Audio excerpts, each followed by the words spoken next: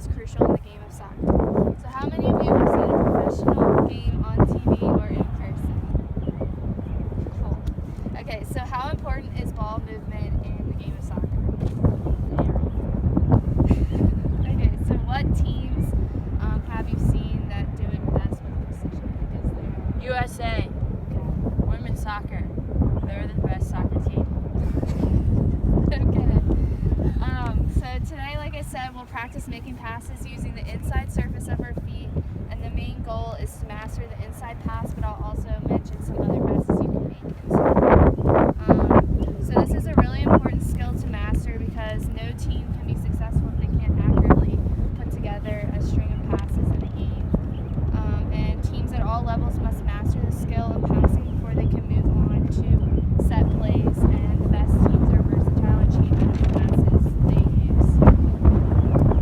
So before I go over the main steps of the inside pass, we're going to talk about some of the skills that you're going to need to know to see if you guys know anything before we go over it.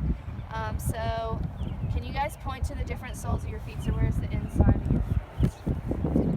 Okay, where are your laces? And then the bottom sole of your foot.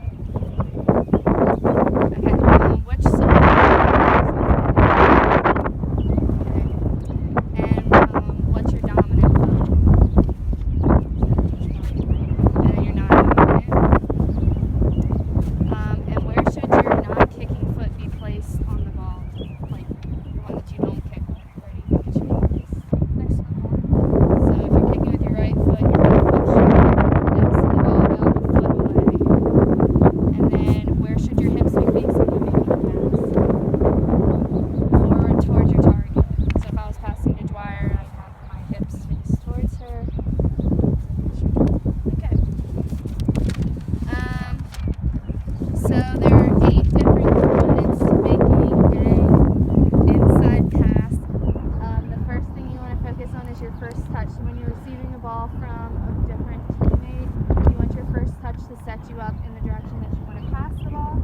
You don't want it to be too far of a touch where you're going to get the ball and you're off balance when you go to pass it. But you also don't want it to be a touch that stays under your body, so it makes it hard to get the pass off.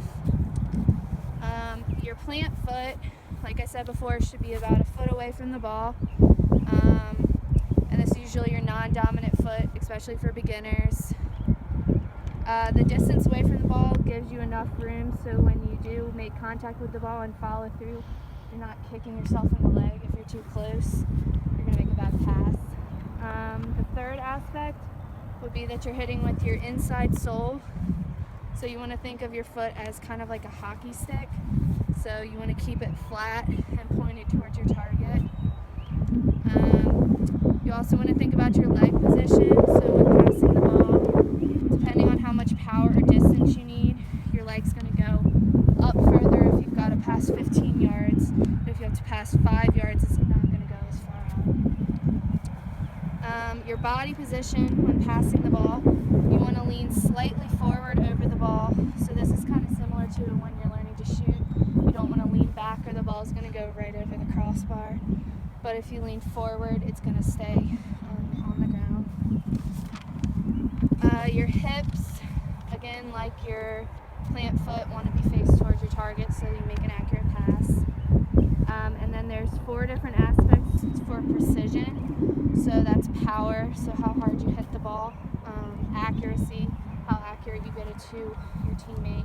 Placement, so that's your feet and hips. And then you also want to make eye contact with the person you're passing to so they know the ball is coming towards you. And then finally, the follow through. When passing the ball, your follow through will vary depending on how far you need to pass. Like I said, if you make a long pass, your follow through is going to be further because you want to get enough speed on the ball to make it to your teammate.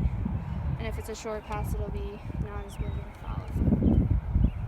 So I know that was a lot to take in, especially as beginners, but there's 4 key points that you should remember whenever you're making a pass. You want to face your intended target, so your plant foot and hip should be faced towards them. You want to lock eyes with your target so they know the ball's coming towards them.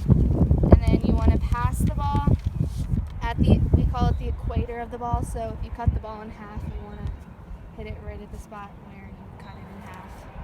And then you want to follow through as much as you need for precision.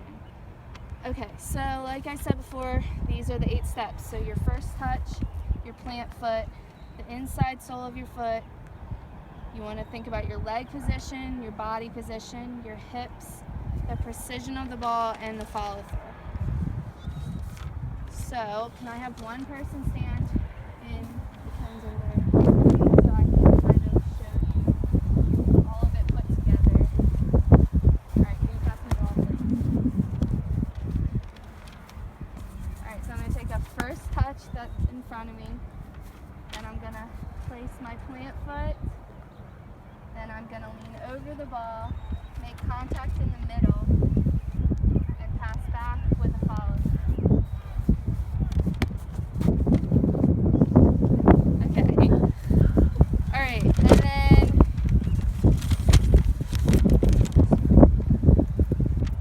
alright, so now I'm gonna ask you guys, so who would like to, Brett, you can come back over to the group. Who would like to go over the 8 steps? Or do you guys want to work together? What are the 8 steps that make you good at this? Tap it close to you. What's the first one? Yeah, so that's your first touch. First touch. You want to have a good first touch. Then what's the next one? Your hip space or your basket. Yes. So before that, you want to worry about your plant foot. Hips. Plant hips. Cut the ball in half. So that's your inside sole. That's your body position. Oh, you bring your leg back. Leg position. Oh, God. And then follow through, yes. Okay. So now that we've done those, what are the 4 aspects that allow you to make a precise pass? So remember I talked about precision, power, accuracy, yes, eye contact, and what's the last one? So it talks about your hips and your foot. Placement. All right. And then, like we said, what part of the ball should you make contact with? Middle. And how far away should you play the ball? Okay, so now we're going to practice. So I just need to demonstrate this, and then we're going to drill. So can I have one in this little channel and one down this? Alright, so you're about 5 to 10 yards apart. And like I just did with Brad a minute ago, we're going to do just a simple inside the foot pass. So I just want to see, you don't even have to go fast, just a good first touch and a pass. Set up your team.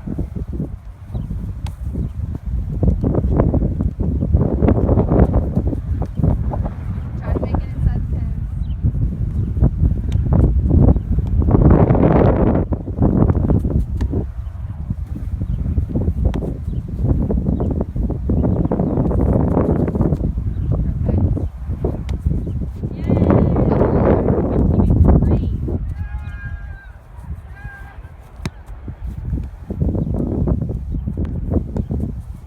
Alright, now we're going to back the kids up a little bit.